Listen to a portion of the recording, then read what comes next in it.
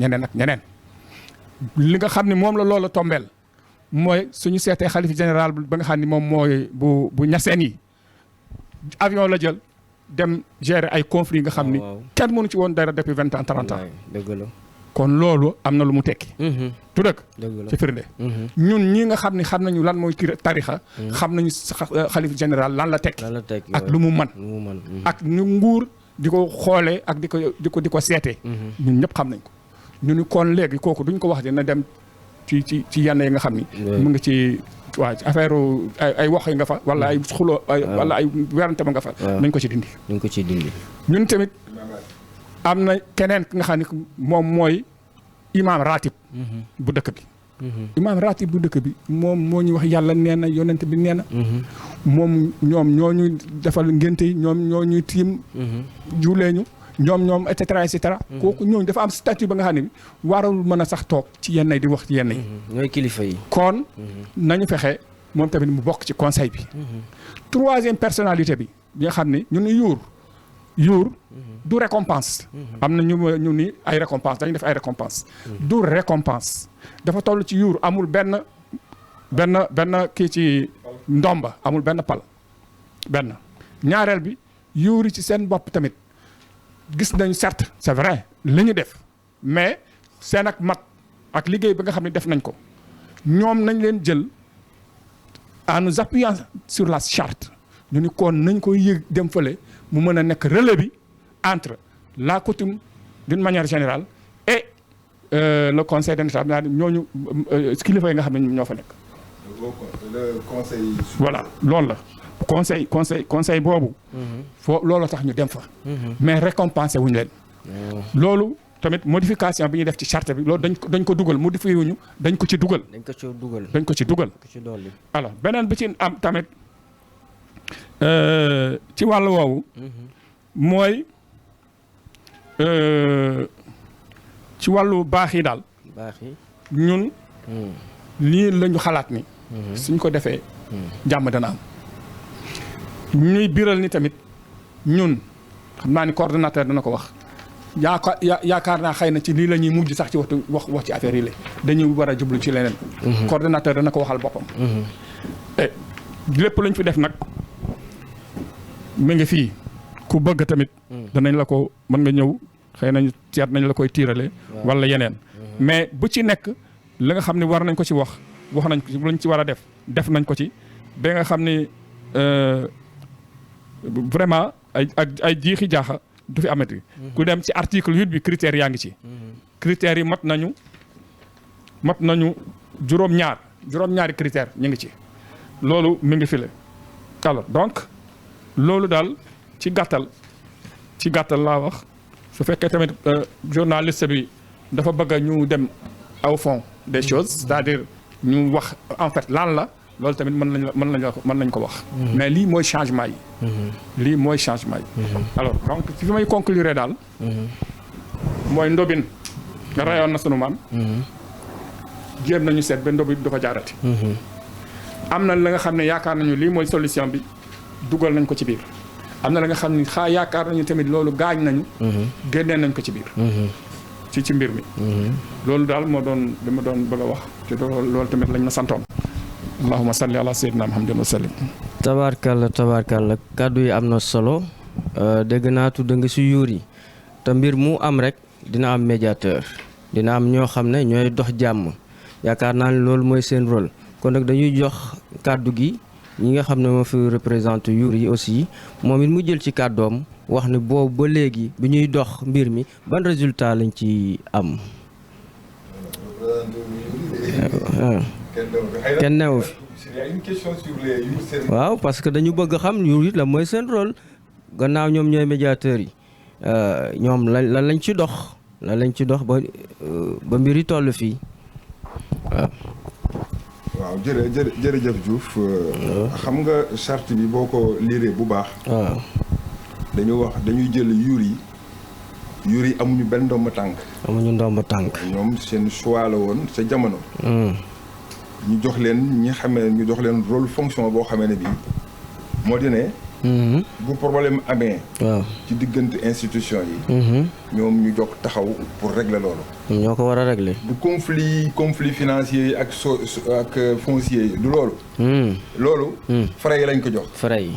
ñoom seen fonction. waaw mooy diggante ndomb tànk ak ay institution problème yi ci am yuri ñooy médiateurs yi ci loolu. ñun sax benn confusion am na ci. moo di ñun bi ñu defaree charte yi ba jox leen ca lettre ba xamee ne bi moom la ñu bi accompagner enveloppe ba ñu defoon candidat yi. waaw lettre booba dañ ci def ne leen ne ñu ngi mettre à votre disposition yuur yi xam ne ñu ngi ci biir a xeet. pour que ñoom lu leen lënt ci biir loo xam ne daf leen leerul ci biir charte bi. ñoom ñu leeral lent. waaye fonction wu. li xamee ne dafa mat a leeral. waaw fonction wu problème ba am ci dëkk bi. loolu frais yi ñoo ko moom. frais yi ñoo ko moom. du kuréel ak Yoff moo koy réglé amu fa. du loolu. yuur ya fa ne. waaw seen fonction ci loola. seen mission. jeex na ba ñu appliqué bés bu ñu appliqué charte bi ba pare. seen mission jeexal na dañ leen fa yónni woon rek pour loolu. ok dañ leen fa yónni woon. pour que ñu mën a ñu mën a dimbali waa kuréel ak Yoff. ci la xamee ne lii. moo di compréhension charte bi waaw. loolu lañ leen fa yebale woon. waaw mais yuri ci boppam en tant que xeet. problème bu am ci dëkk bi. waaw ci diggante ndomba yi. waaw ñoom ñooy taxaw dox ci. dox nañ ko nag na mu gën a rafete mu gën a rafete ñu ciy gërëm El Hadj Babacar Mbeng El Hadj Samb. El Hadj Samb. mu bokk ci ñi nga xam ne macha allah ñoo mag ci dëkk bi actuellement. mais moom moo jiite yuur yi. teg ca ku ñuy wax Abdou Samb. Abdou Samb ñooñu ñoo seq yuur yi. di problème bi amee ba am ay bonne volonté yu jog ci dëkk bi. mu di ni ko waxee léegi docteur Thioy ak ñoom imam Sayba ak ñoom Charles Cheikh ñooñu dañu jogoon pour mën a dox ci diggante bi. bu ñu jógee bu mu yàgg imam yi dow ne nañ ci dugg ñu ànd ñoom commencé di dox ba rencontré waa kuréel ak Yoff yuur yi nag ñun ñoo leen wax ni leen kat charte bi yéen la jox fonction boobu bon ëmbaleen imam yi ak ñi xam ne bonne volonté yooyu ngeen dox li xam ne mooy diggante bi. ñoom la ñu jëkk a def. mu di ñëw dajeex ñun dajeex waa kuréel ak Yoff waxtaan bi ñu paree benn bu ci ne rencontre bu tey ñu ne bind leen li xamee ne moom mooy seen problème ak njële ngeen bind ko ñun ñu bind ñële bind ñu jël la ñu bind ñoom jox ñu ko jël li ñu bind ñoom jox leen ko. à partir de loola. la ñu jël ñoom def synthèse pour xam exactement li xamee ne moo am mooy problème bi. ñu gis ne problème bi comme ni ko kii waxee léegi du ñu nag ñoom. du ñun ak waa kuréel ak Yoff. waa kuréel ak Yoff ak charte bi. mooy problème bi. mooy problème bi. waaw ñoom jotewuñoo ak ñun. charte bi lañ jot. charte bi lañ joteel. waaw charte boobu nag dafa am lu ñu ci bind yu ñu bind. waaw xam nga tey identité Yoff ñu ne nañu fal ci biir nga bàyyi ko fi. yaag charte bi la. yaag charte bi du yàgg waa kuréel biir xeet. bu ñu waxee ne ñetti xeet yi na ngeen leen dajale. dajalewuñu leen. du ñu nag ñoom ñoo xeet yi la ak charte bi. ñoo xeet yi la ak charte bi. waaw loolu mooy problème bi. loolu yuur yi bi ñu gisee ne problème yi am dëgg-dëgg moo di ne en réalité ñun ñi xamee ne ñooy biir a xeet. lañ ñu waxoon moom la mun a lire doo sànq la ñu xeet yi waxoon. ne nañ institutionnaliser dañ ko deful woon. manquement la. manquement la ci lii affaire bi.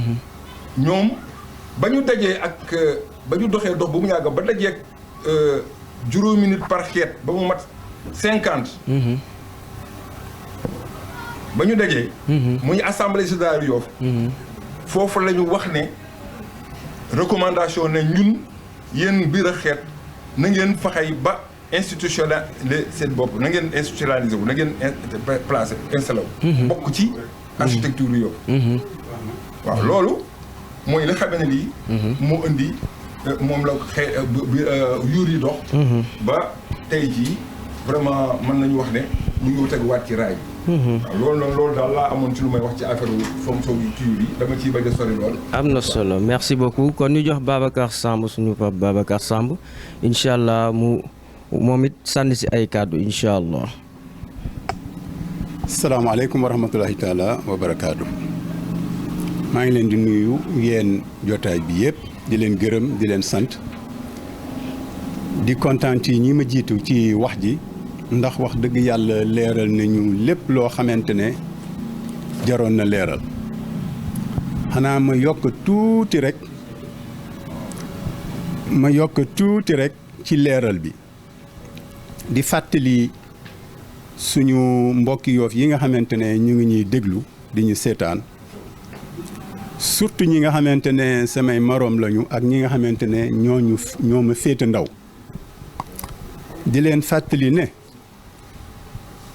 26 juin 2021 su ma juumul ci la kuréelu Yoff bii nga xamante ne moom la ñuy wax ay mbiram ci la ñu defoon seen publicité seen fi lañ déclaré woon seen ci la ñu publié woon seen résolution waaw maanaam liggéey bi ñu leen joxoon ci li ñu wax seen résultat yi noonu ñu ko tuddee ci la ñu ko publier su ma juumul le 26 juin def nañ ko ci kër Ilimane Mbeng laa dégg sama jarbaat waaw résolution boobu man mi wax ak yéen ni su ma sañoon moment bi may wax sax yéen ñii di ngeen ko wane wala ku dégg wax bii may wax na jël charte ba mu xoolaat résolution bi keroog résolution bi li ñu ci wax ñoom li ñu ci bind dañu ne ñun waa kuréelu Yoff ñii nga xamee ne seeni tur ñoo topp fii ñu cité leen ba mu jeex ñu cité fukki nit ak ñett moom la ñu cité moo nekk ci seen document bi ñu publier waaw xaw ma ndax ñu ngi koy yéen a ngi koy gis wala déet waaye ba ñu demee bind li ñu décidé yëpp ba ca fin ba da ngay gis fukki signature ak ñeent te ñoom fukki ak ñett la ñu wax ne ñooy kuréelu Yoff bi nga xamante ne ñooy def déclaration boobu ñu def waaye léegi yéen waa Yoff xool leen li ñu bind bu baax ñun fukki nit ak ñett ñoo def lii waaye fukki signature ak ñeent loolu nan la mën a nekke te ñii may waxal nii ñii nga xamante ne ñoo signé fii vraiment maa ngi leen di ñaan ngeen may ma dellu ci man mi wax ak yéen plénipotentiaire u Waneer laa maanaam sama yaay Waneer la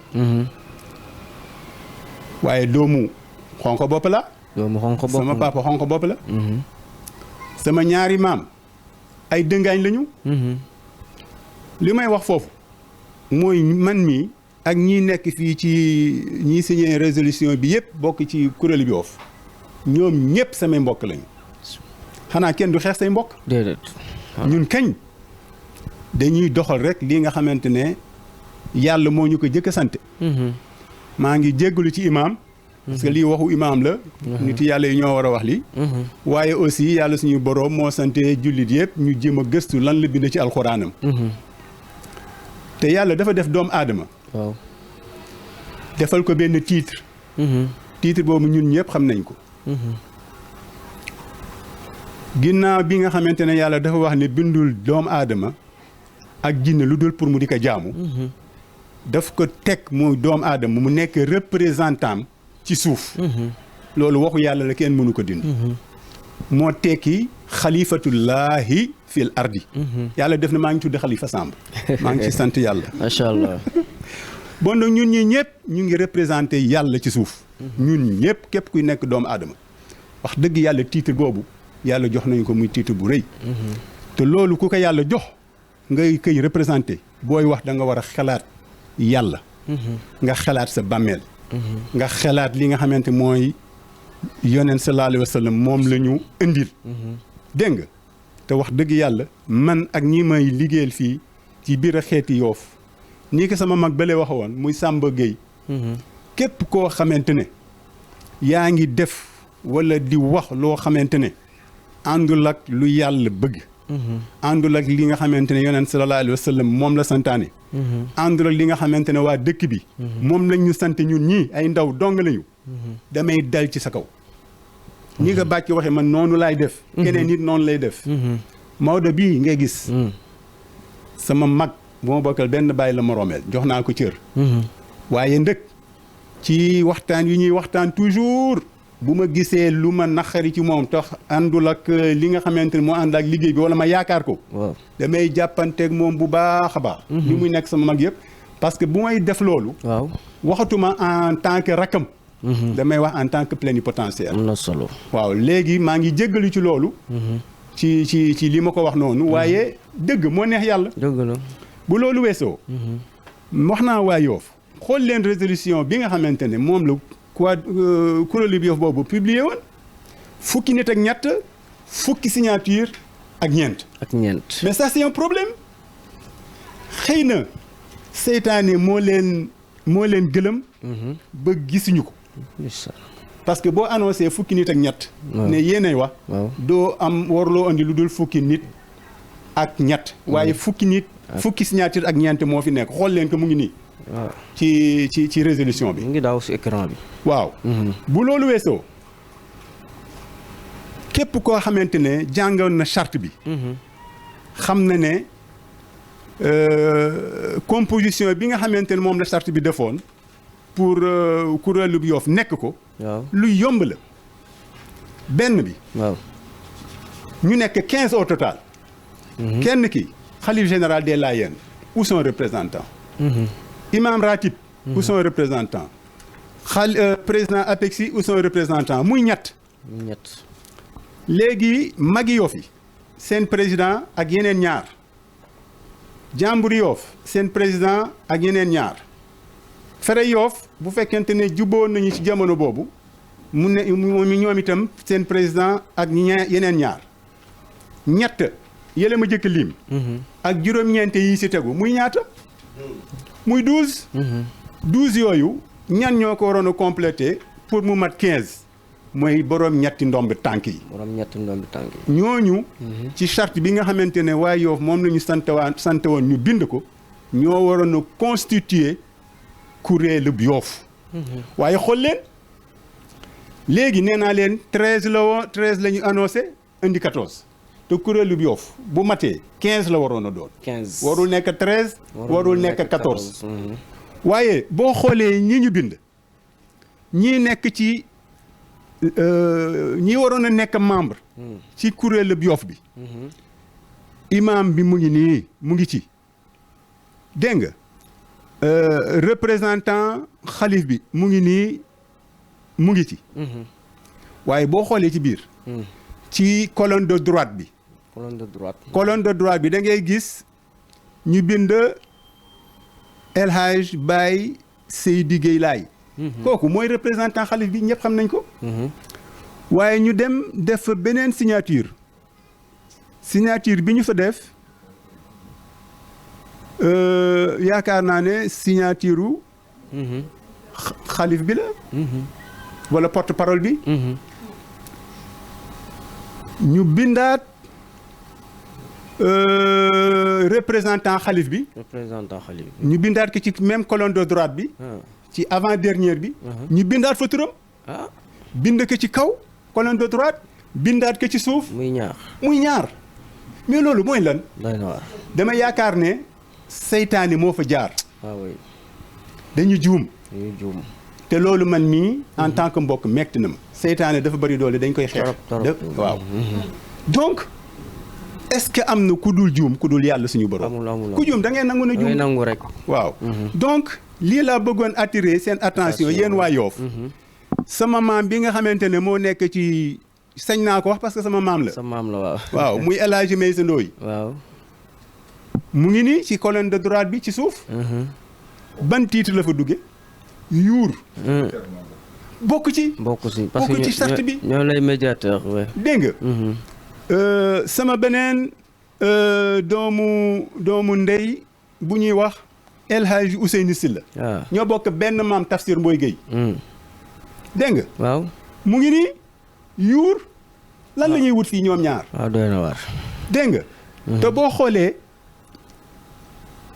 affaire bi simple na ginnaaw kilifa yi ñaari kilifa yu mag yi waaw ak président APEX bi ñu defoon muy ñett waaw les 3 chambres ku ci nekk 3 fois 3 9 9 plus 3 muy 12 ñetti ndombu tànk yi ñoo fi waroon a nekk si vous regardez boo xewlee lii ngeen xam ne loolu nekku fi loolu njuumte la ci ñoom dëgg la wala seytaane moo fa jaar muur seeni bët mu metti ñu ndax suñu mbokk lañ te ñoo bokk lépp coordinateur wax na ko tabaarkalla loolu nag laa bëggoon leeral tuuti pour waa dëkk bi xam ko ñun réeroo bëgguñu ko jubboo moom la ñu bëgg moo ñu fi indi moo fi indi ñii ñëpp ñu ngi ñaan yàlla subhaanahu wa taala mi nga xamante ne moom la ñu yaakaar àddina ak àllaaxira mu delloo si xol yi tabaarkalla indiwaat xel yi defal ñu ci sutura parce que yàlla lu mu deful loxoom rek di sotti ñu ngi koy ñaan ci daraja rasulullah sallallahu alayhi wa sallam nit ñi bu fekkente ne seytaane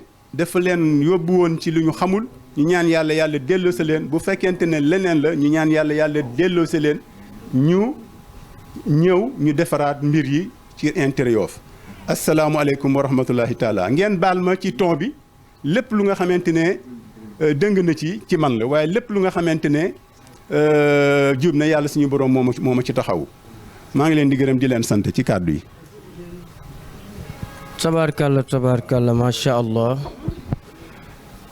vraiment kàddu yi am na solo lool macha allah ñu ngi nuyu ñëpp tabaarkalla ñu ñuy seetaan waaye nag fa tabaarakallah dañu bëggoon a dugg rek tuuti ci problème bi récépissé bi moom la suñu papa Maodo Diène bëgg a dugg tuuti rek am lu mu ci reeral xanaa mu boole ñaari question ak problème bi frais yi quoi ñoom it fuñ ci toll rek.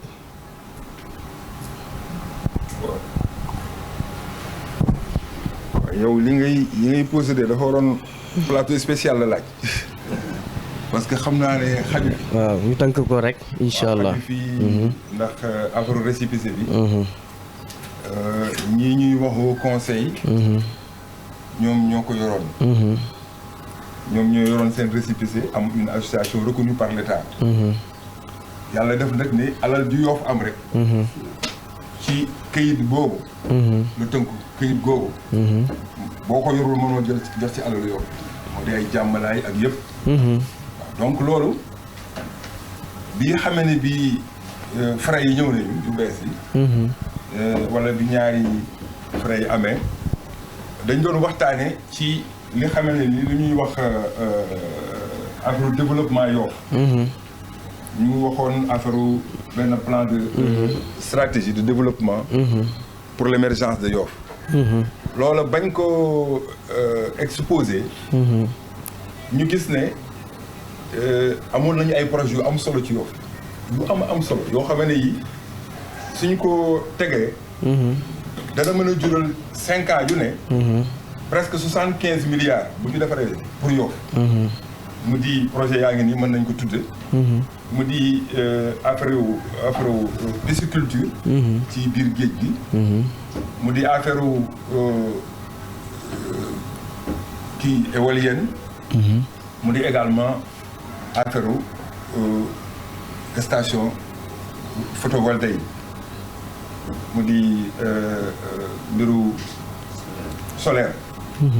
loolu benn bu ci ne waxtaane nañ ko ak ñoo xam ne nañu ay spécialistes lañu indi leen fii ci Yoff. mu di ba ci jëkk moo di ñi nga xam ne ñi benn ay waa université de Dakar lañu. ñu nekk ci fac des sciences. ñooñu li xamee ne moo di kii éolienne bi. ci île bi ak plage bi li ko dalee Kusu ba Laayeen lañ bëggoon def ay pylônes yoo xam ne dafa am hélice ak fii xamee ne moo di île bi. pour mën a produire au moins 12 mégawatts. beneen bi moo doon solaire. bayaalu Laayeen bi ak jullukaay ba la ñu xalaatoon ne mën na nekk mbaar. pour ñii de mën na nekk ñu këyit fa solaire. mën ci am au moins lu mat 4 mégawatts. yooyu projet biñ ci waxtaanee ak waa BAD. dañu wax ne ñun nañu fexe ba am lu ñu indi. waaw loola moo indi xalaat booba. moo ne li xam ne mooy alal ju Yoff am. war nañ ko mën a mobiliser pour jox ko waa BAD ñu jox lu ñu soxla ci ay milliards. am na solo. donc. lii moom émission la laaj ñu dem seeti ji. ki yore. li xam ne nag moo di récépissé bi mu di président wu au conseil. kooku Abdou Samb la tudd. mu ngi fii si Yoff. mën na ko seede. ba ñu demee seeti ji ko.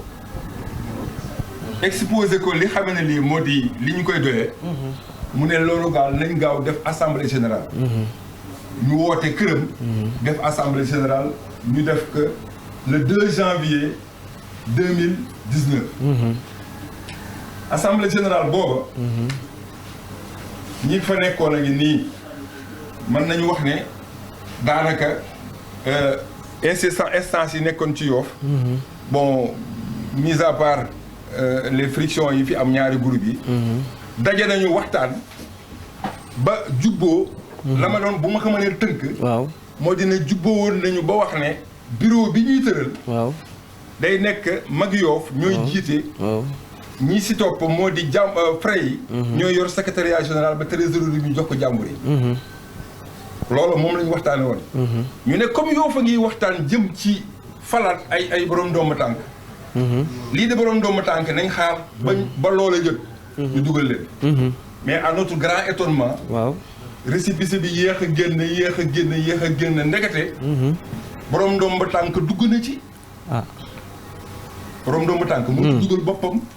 la ñu lay mooy lan moo di ne autorité administrative yi nee nañu ne il faut borom doomu tànk dugg ci waaw. ab récépissé boo xamee ne bii ñette ne kenn yoru ci doomu tànk. ñu koy modifier rek dugal changer ay tur nan la si ab gouverneur wala déet wala keneen di wax.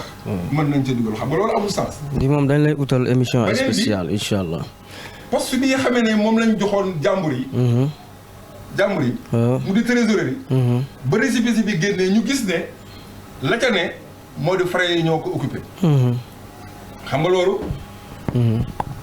mais on a été vigilant ba ñu xoolee récépissé bi mu génn. gis nañ ne xam nga li dama la assemblée générale. récépissé bu mu génn nekkate beneen assemblée générale def nañ ko boo xam ne bii si février la.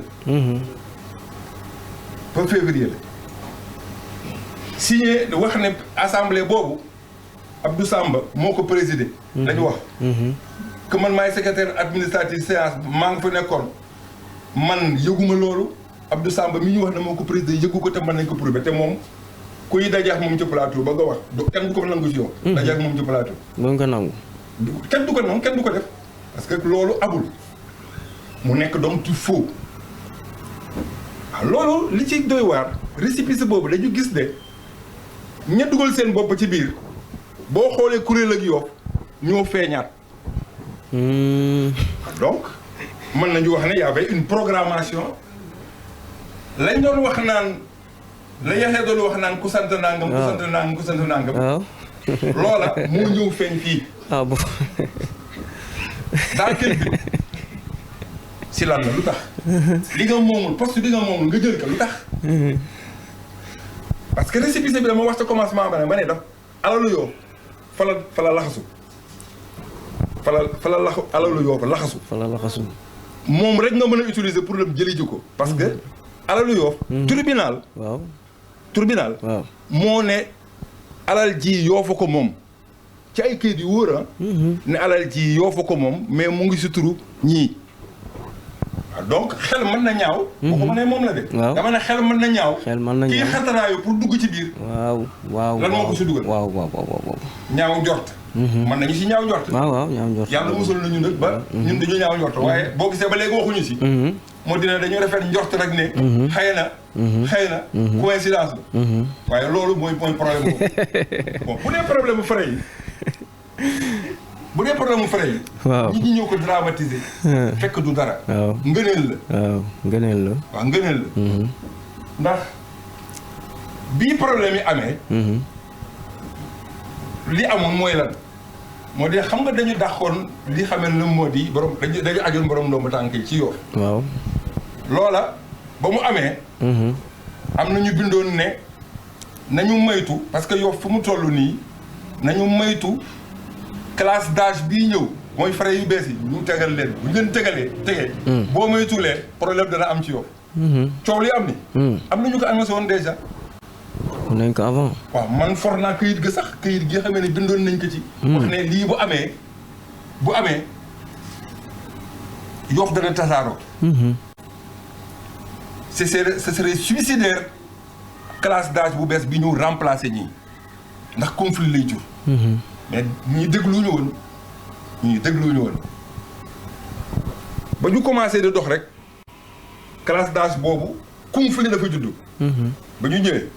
ñu joteeg jàmbur yi fi nekk joteeg mag ñi joteeg daanaka institution yëpp waa jumaa jeex yëpp.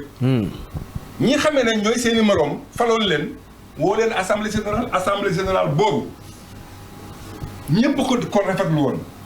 ña fa daje woon ñëpp ñoo ne lii de bu mu gëj.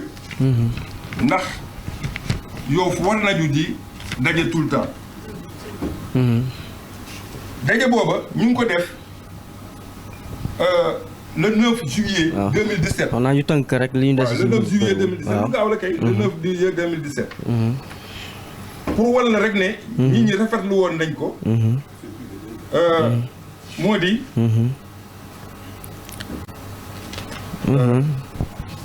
Le 9 juillet 2017.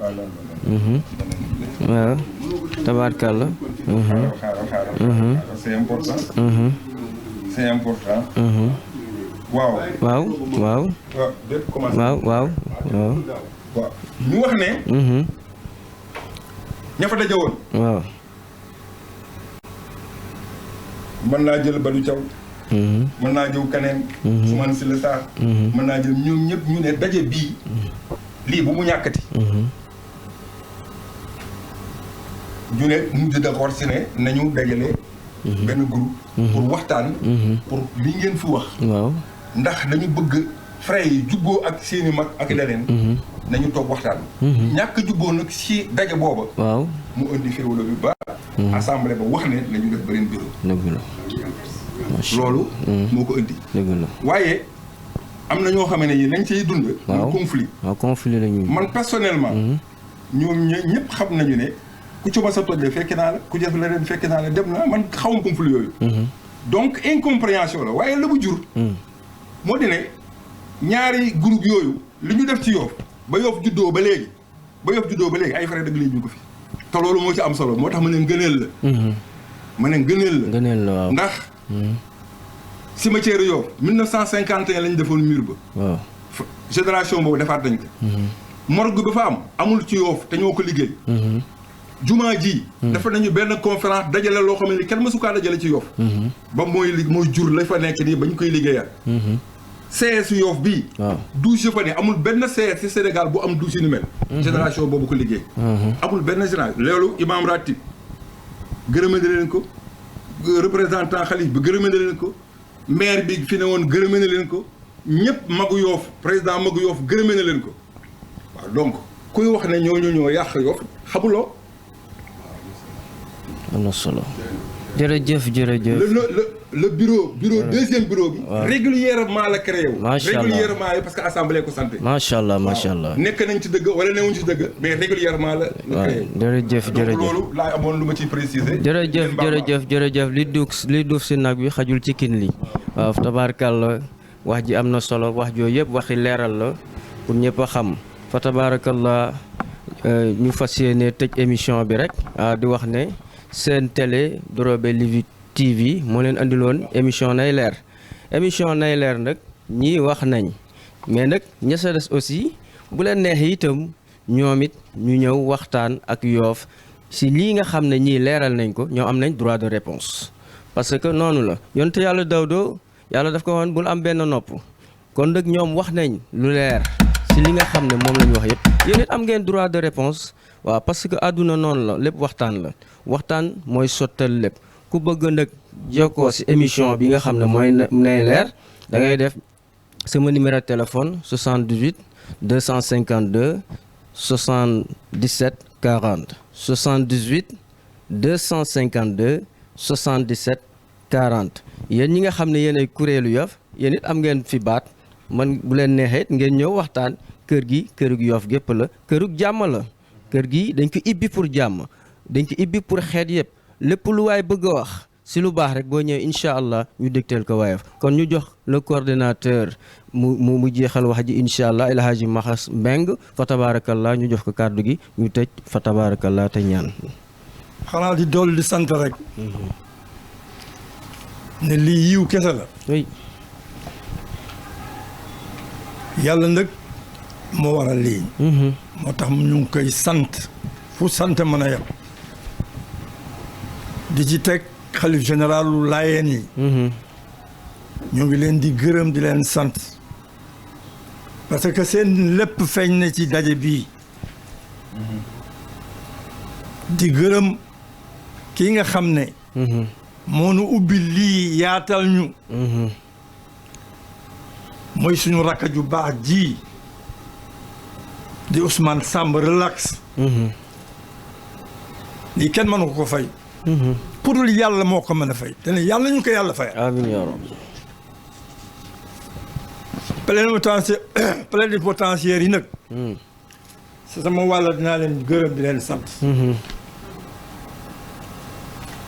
da ngeen ma jiital te waroon a jiitu.